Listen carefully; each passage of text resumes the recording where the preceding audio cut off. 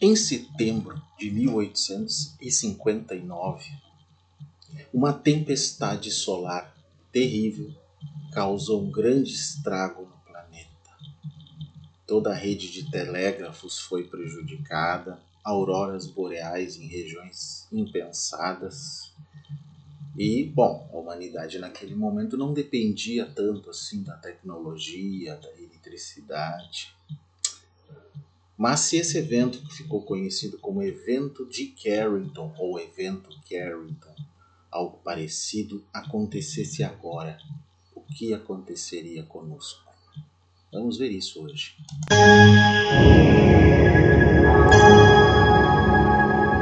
Realidade paralela. Coisas curiosas e fantásticas.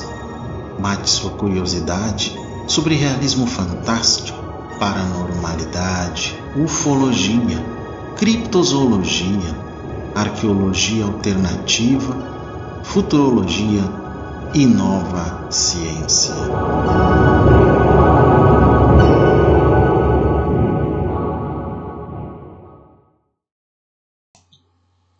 Muitas notícias têm aparecido pela imprensa falando do máximo solar que é esperado para 2025, mas que foi antecipado para 2024. E então, mais uma vez, o medo, que não é ilógico, de um evento solar grave que prejudique todo o nosso sistema de satélites, eletricidade, nossos sistemas digitais possa acontecer. Esse é o grande risco. E já aconteceu. Foi chamado de Evento Carrington. E é sobre isso que nós vamos falar. Mas antes, eu tenho que lembrar vocês, esse é o segundo episódio dessa nossa playlist Realidade Paralela. O primeiro episódio foi este aqui, O Problema dos Três Corpos. Quem não assistiu, assista, porque vai estar na tela final desse vídeo aqui, gente. Ele se refere tanto ao livro, né, de uma trilogia do Liu Cixin, como também à série que está sendo feita, né, pela Netflix. Então, bem legal esse aí, gente. Já recomendo para vocês. Carrington aparece lá no cantinho, lá, né, o Rachel Carrington, que foi quem descobriu, né, quem captou o que aconteceu em 1859. Bom, esse evento, né, chamado Carrington, ele foi uma tempestade geomagnética das mais intensas da nossa história, que já foram registradas, né, atingindo um pico de 1 a 2 de setembro de 1859 durante o ciclo solar 10. Né? Nós estamos no ciclo 11 agora. E ele criou fortes auroras boreais e austrais que foram relatadas pelo mundo todo, causaram faíscas, até incêndios em várias estações de telégrafo.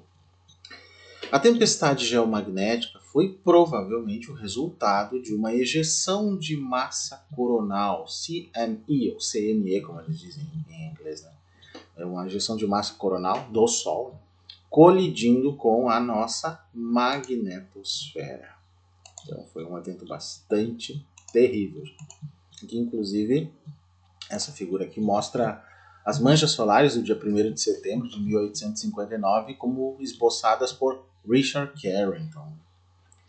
As posições A e B mostram, né, as posições iniciais de um evento intensamente brilhante que passou ao longo de 5 minutos para C e D antes de desaparecer. Veja só que coisa. Então isso foi registrado pelo Carrington em 1859. A tempestade geomagnética ela foi associada a uma explosão solar muito brilhante, né, em 1º de setembro de 1859, e foi observada, registrada de forma independente por 2 astrônomos britânicos, o Richard Christopher Carrington, que deu o nome ao evento em si, né, e Richard Hodgson, que foram os primeiros registros de uma erupção solar da história. Vejam só que interessante isso.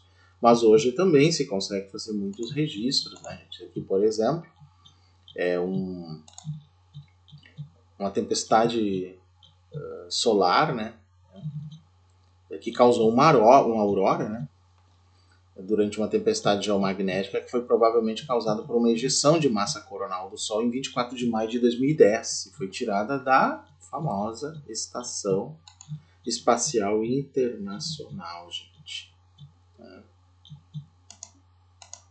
E aqui, então, nós temos uma tempestade solar de julho de 2012 que foi fotografada pela Stereo, né? E foi também uma ejeção de massa coronal de força comparável a que se acredita ter atingido a Terra durante o evento Carrington de 1859. Mas e qual foi a força, né, dessa tempestade de 1859?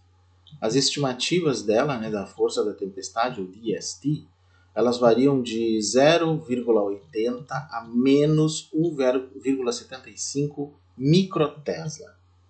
O Tesla é uma medida de densidade de fluxo magnético, né? Então se acredita que a tempestade geomagnética tenha sido iniciada por uma grande ejeção de massa coronal que viajou diretamente à Terra, levando 17,6 horas para fazer a viagem de 150 milhões de quilômetros. Ou seja, menos de 18 horas. Muito rápido, né? Então essas ejeções de massa coronal típicas, né, elas levam vários dias para chegar até aqui.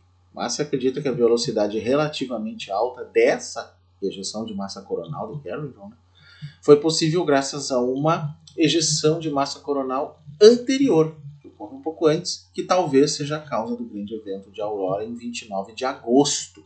Então, houve um evento de ejeção de massa coronal em 29 de agosto de 1859 e houve outro que deve ter empurrado essa ejeção com mais rapidez, ou seja, limpou o caminho, na verdade, do plasma do vento solar, né, para esse evento Carrington.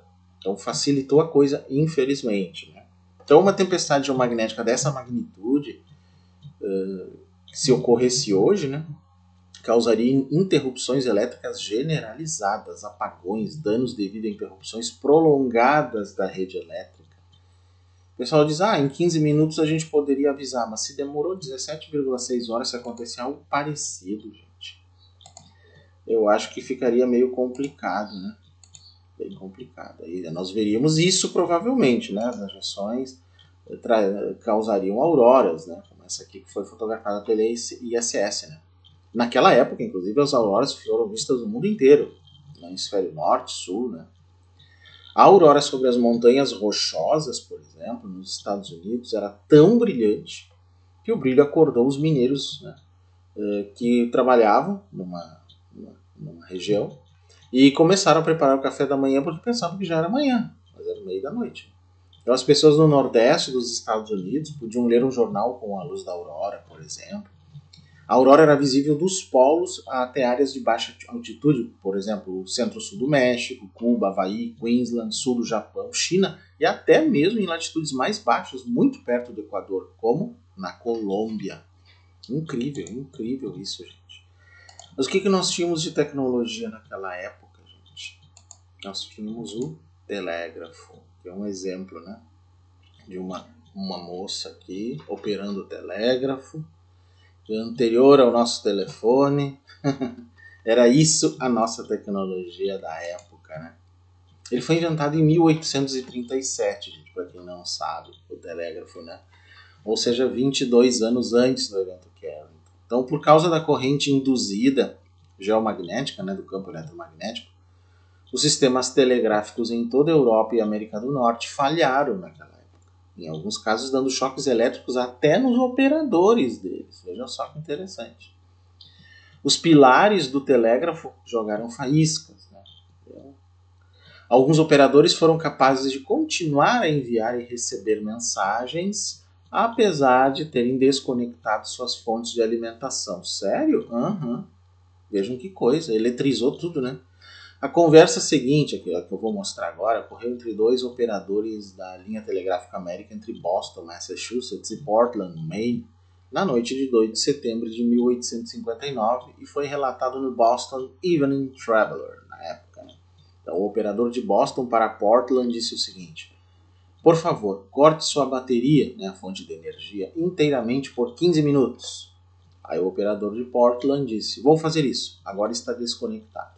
Aí Boston disse, o meu está desconectado e estamos trabalhando com a corrente auroral, corrente da aurora, né? Como você recebe minha escrita? Aí Portland respondeu, melhor do que com nossas baterias, a corrente vem e vai gradualmente.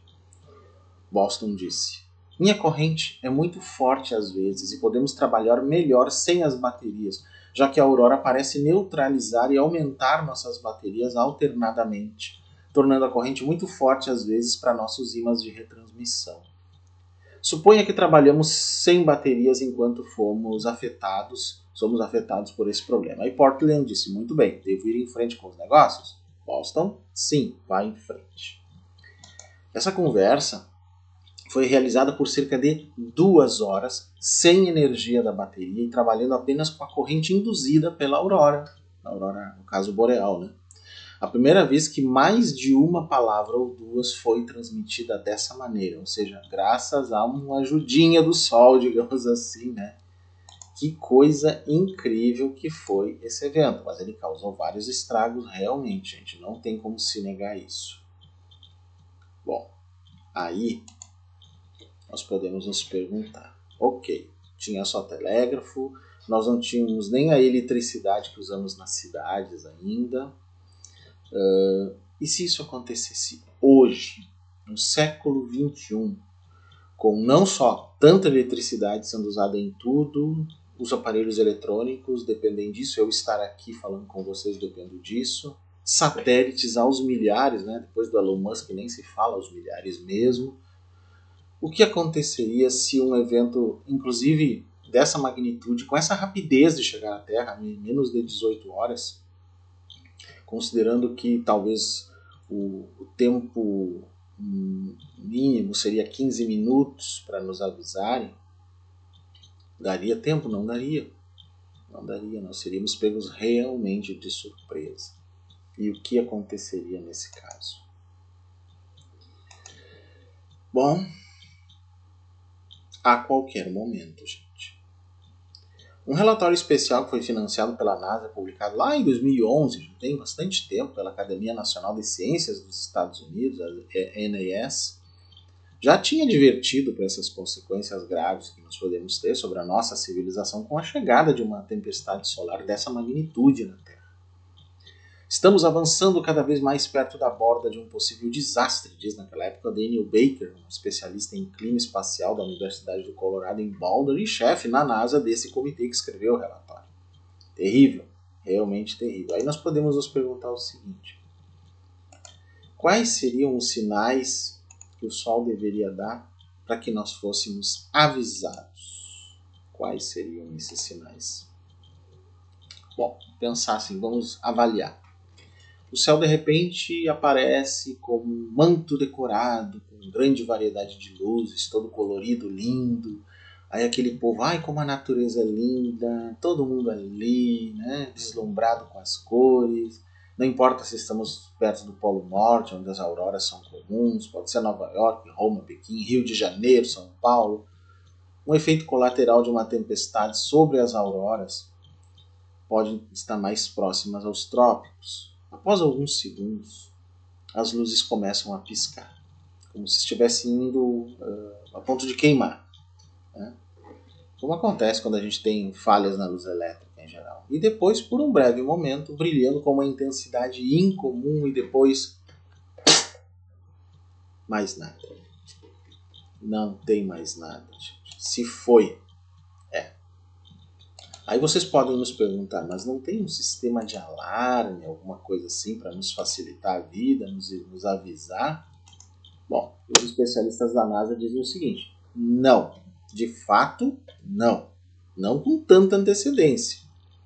Temos vários, né, satélites procurando avaliar o Sol o tempo todo. Tem o ACE, que é o Advanced Composition Explorer, foi lançado em 97, tem outros, ele está numa órbita solar, né? Ele permanece entre o Sol e a Terra, sempre analisando o Sol o tempo todo. Vários desses telescópios também. Bom, isso significa que ela pode enviar dados de forma contínua na direção e velocidade dos ventos solares e de outras emissões de partículas carregadas que podem atingir o nosso planeta. Ok. Mas o ACE, portanto, né, esse Advanced Composition Explorer, poderia alertar sobre a chegada iminente de um jato de plasma desses, né, como esse que atingiu a Terra em 1859, o evento Carrington, com um adiantamento de 15 a 45 minutos. Não muito menos de 15, gente, por mais que tecnologicamente as coisas estejam avançadas. Né? E em teoria, 15 minutos é o tempo necessário para preparar uma ação de emergência, digamos assim. Hoje em dia, com a internet, tudo talvez fosse possível se lançar um aviso por todos os meios possíveis, né? Em 15 minutos, dizer para todo mundo desligar os seus aparelhos, tirar da tomada, desligar o que puder. Na realidade, mais do que isso até, né? Todos os sistemas de eletricidade desligarem suas estações, os satélites talvez serem redirecionados para que talvez sobrevivam a isso, né? Não sabemos se é o caso, mas poderia, com certeza causaria problemas mesmo assim, e muito dificilmente muita gente não daria a bola nesses 15 minutos, bem provável. Dependendo da hora que isso acontecesse, todo mundo dormindo, por exemplo, num hemisfério, né? Aquele hemisfério seria mais prejudicado do que o outro, né, gente? Então, isso também tem que ser considerado. Mas quando que isso pode acontecer, gente? Bom, segundo aquele relatório lá de 2011, né, pode acontecer mais cedo do que se imagina. As pessoas estão com medo nesse período 2024, 2025, por esse máximo solar. É um risco? É. Se nós passarmos por esse período, pode ser que a gente possa esperar mais tempo? Talvez. Nós nunca sabemos. É um risco muito grande.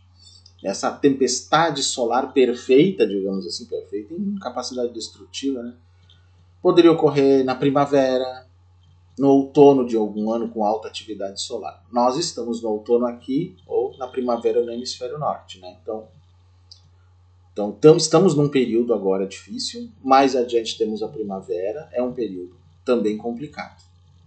Então nesses períodos, perto dos equinócios, que na verdade é por isso que é essa época, né, seria mais prejudicial para a gente. Por quê? Porque quando a orientação do campo magnético da Terra, que é o escudo que nos protege dos ventos solares, ele é mais vulnerável a esse bombardeio pelo plasma solar. Ok. Mas aí, quais seriam as consequências, né, de alguma coisa nesse nível no nosso planeta?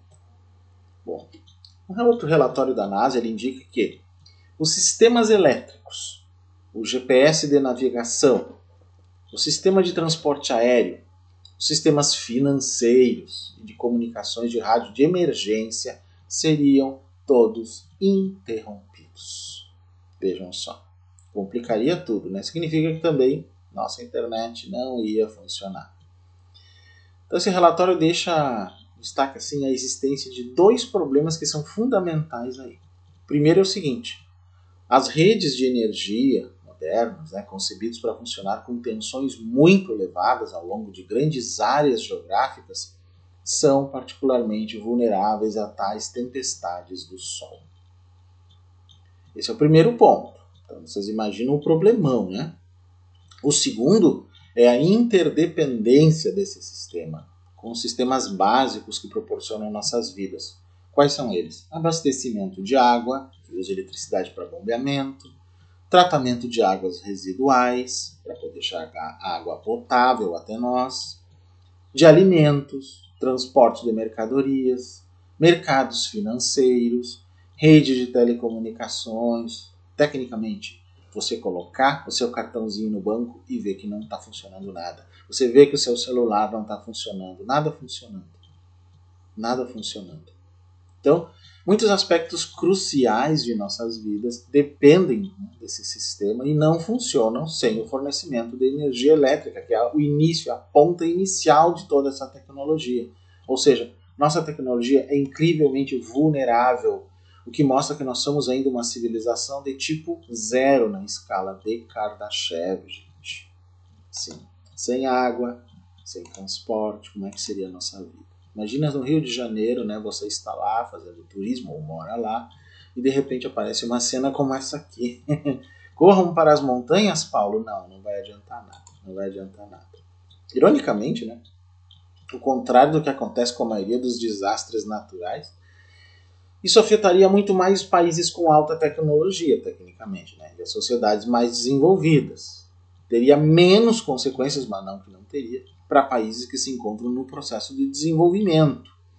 Países que têm uma miséria terrível, que não tem quase nada de tecnologia, infelizmente, né, uma péssima notícia também, continuariam naquela miséria, mas estariam ali. Enquanto países que dependem muito da tecnologia teriam um efeito destrutivo muito mais imediato. Então, primeira coisa seria a escassez de água potável. Pessoas que vivem, por exemplo, nos edifícios, os primeiros a ficar sem água, porque as bombas responsáveis para levar a água, né, a partir da estrada, nos andares superiores, né, aí vai subir nos andares, não funcionaria, não subiria água nenhuma. E aí como é que fica? Todos os outros que não dependem, né, não estão em edifícios, teriam mais um dia antes de ficar sem água, sem eletricidade. Pois uma vez consumida a água nos canos, que ainda ficaria, seria impossível bombeá-la a partir das fontes para os reservatórios. E aí, gente? Transporte elétrico, né, acabaria também, qualquer coisa. Não haveria trens, nem subterrâneos, nem metrô, deixando milhões de pessoas imobilizadas, estrangulando uma das principais rotas de entrega de alimentos e bens para as principais cidades do planeta. Hospitais de grande porte com seus geradores poderiam continuar a servir por quase 72 horas. E depois disso, gente? Depois disso seria o caos. O caos. Aqui um exemplo de como ficariam as redes, né, de transmissão, que poderiam também, como aconteceu com os telégrafos, simplesmente ter um grande problema e também simplesmente se faiscarem, se queimarem tudo. Bom, e depois disso, adeus à medicina moderna também. Né? Como assim? A situação não vai melhorar ainda mais durante talvez meses, talvez anos depois de um evento assim. Por quê? Os transformadores queimados não podem ser reparados.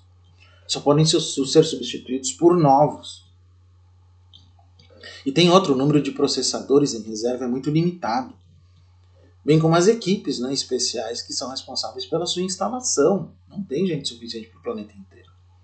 Isso é uma tarefa que leva cerca de uma semana de tempo e trabalho e gasto intenso. Então, uma vez esvaziados os estoques de transformadores, teríamos que esperar até que novos fossem fabricados. E a fabricação de transformadores elétricos dura quase um ano inteiro. E se a própria fabricação depender de ter eletricidade para ser fabricada, aí nós estamos no que se chama de sinuca de bico, gente. Terrivelmente grande. Só para dar um exemplo aqui, uma simulação feita por alguns pesquisadores de como, né, aconteceria nos Estados Unidos no problema. Que nós temos em laranja as áreas de provável colapso do sistema, né, de força, e em vermelho aqui, esses círculos são os transformadores que estariam vulneráveis no caso de um moderno Carrington. Né? Então dá para vocês imaginarem as regiões que mais dependem de eletricidade para toda a tecnologia, né? E as que dependem menos. Então fica evidente onde a desgraça seria maior. Que coisa. Isso só é um exemplo dos Estados Unidos, né? Imagina o resto do mundo, o próprio Brasil mesmo. Região sul e sudeste provavelmente seriam mais prejudicadas porque tem aparentemente mais um desenvolvimento. Outras regiões que são mais ermas talvez sentissem menos o problema, mas isso é complicado, gente.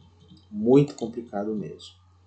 Esse relatório, né, da NASA, ele estima que o mesmo aconteceria também com gás natural, né? Dutos de combustível que precisam de eletricidade para funcionar, outro problema, né? Quanto ao carvão, eles queimam as reservas de combustível no prazo de 30 dias. Reservas sendo paralisadas, né, por falta de combustível para o transporte, então não podem ser substituídos. Nenhuma central nuclear seria uma solução. Por quê? Porque são programadas para se desligarem automaticamente quando uma falha grave ocorre nas redes elétricas e não voltariam a trabalhar até que a energia fosse restaurada. Até para evitar superaquecimento, aí a gente teria um outro problema ainda, né? Então, com a ausência de aquecimento ou de arrefecimento, as pessoas começam a morrer em questão de dias. Né? Então, Entre as primeiras vítimas, todos aqueles cuja vida depende de cuidados médicos ou de fornecimento regular de substâncias, como, por exemplo, uma mera insulina ou qualquer outro tipo de material. Poxa, então nós meros mortais estamos realmente mortais aqui, né? Será que nós poderíamos fazer alguma coisa? Só para ter uma ideia aqui, uma ejeção dessas na Terra ali colocada, aquela bolinha ali, para você ter ideia do tamanho desses negócios. É importante a gente levar em conta diferentes cenários, né? Tendo em conta que a gente não tem a energia elétrica. O que é que nós vamos fazer? Não há luzes, nem calor, nem gás, nem comunicação, nem eletricidade para nada, nem para os aparelhos, sem ar-condicionado, gente, nesse calor que está agora nessa época de ebulição global, sem elevadores para os prédios. Não haveria comida nem água, e aí? Bom, talvez nós devêssemos considerar a necessidade de comprar comida, água para sobreviver, pelo menos para o tempo que leva até o fim, né? Até que sejam restauradas as linhas elétricas e os transformadores, embora, como a gente sabe, isso vai demorar mais tempo em uns lugares do que outros no planeta, onde tem mais elite, mais rápido, onde tem menos elite, menos rápido, meio óbvio, né, gente? Eu acho que é isso que a gente tem que considerar. Temos algumas dicas para dar? Temos. Eu vou dar umas diquinhas para vocês, umas 8 aqui só. Não há nada de alarmismo, mas a gente não pode desconsiderar o risco. Primeira delas, esteja ciente do que acontece com a atividade solar. Ou seja, se informe. Previsão do tempo, o que o Space Weather, o Space Center falam, né? A gente está bem ligado hoje em dia nessas notícias. Acho que essa é a primeira coisa. Outra dica, uma segunda dica. Armazenar alimentos enlatados, porque duram mais tempo, e alimentos enlatados que expiram só depois de 2 a 3 anos, principalmente, porque daí podem ficar guardados, né? E depois ter reserva para vários meses. Se for demorando muito para isso acontecer, o que dá para fazer? Antes desses alimentos vencerem, a gente substitui por novos e consome eles antes que eles estraguem. E assim sempre temos, digamos assim, alimentos adequados para isso. Terceira dica. Saber onde tem água e tentar purificar essa água. Tem várias formas de purificar, né? Existem pastilhas de cloro, realmente a gente que gosta, eu que gosto de trilhas, às vezes vamos para algumas montanhas e lá não pode não ter água, ou a gente só acha água suja. Essas pastilhas de cloro que a gente encontra em lugares assim de aventura podem purificar a água suja. Isso é uma opção que dá para armazenar, dá para guardar. Então é o que chama-se clorim, né? Essas pastilhas, inclusive, é uma opção. A gente leva muitas vezes quando vai para grandes montanhas para evitar ficar sem água e, né, ter um acidente ali. Outra forma é armazenar água da chuva em barris, especialmente para quem mora fora da cidade, tem essas opções. Uma quarta dica é uma coisa que até tem acontecido muito hoje, é a busca de sistemas de energia que sejam alternativos. Solar, eólico, gás butano, magnético, tantas outras coisas que a gente não fique tão dependente da eletricidade como somos hoje.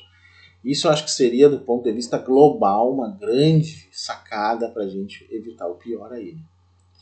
Uma quinta dica, tenha em mente que vai haver caos na cidade, se você mora na cidade. Então é bom identificar lugares na região onde você está, né, onde há agricultura, água das nascentes, né, e até ficar por lá até as coisas se normalizarem. Essa é uma coisa. Então, esses lugares vão ter mais condições de sobrevivência, provavelmente. Sexta dica é dispor de meios de transporte, como bicicletas, né? Já que as máquinas não funcionam. Então, aí vai ser complicado. Bicicleta é uma opção. Penúltima dica, saber como proteger, por exemplo, caixas elétricas, né? Transformadores, que são geradores que a gente pode carregar, várias coisas assim. E até protegendo isso como? Criando gaiolas de Faraday, que são úteis até que a tempestade passe, né? Ai, como é que eu faço uma gaiola de Faraday, Paulo? Pois é, vocês vão ter que procurar, talvez até na internet, como se faz uma gaiola de Faraday. Procurem aí, talvez vocês aprendam. E a última dica? Se equipar com ferramentas básicas de sobrevivência. E aí, gente, eu ainda deixo um último detalhe. E defesa pessoal.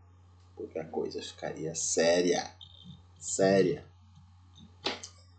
Então, aguardemos Vamos fazer alguma coisa? Não sei. A nossa tecnologia anda realmente muito à deriva nesse sentido. Ainda não somos uma civilização muito desenvolvida, tipo 0 na escala de Kardashian. Era isso, pessoal. Espero que tenham gostado. E até o próximo vídeo, Realidade Paralela.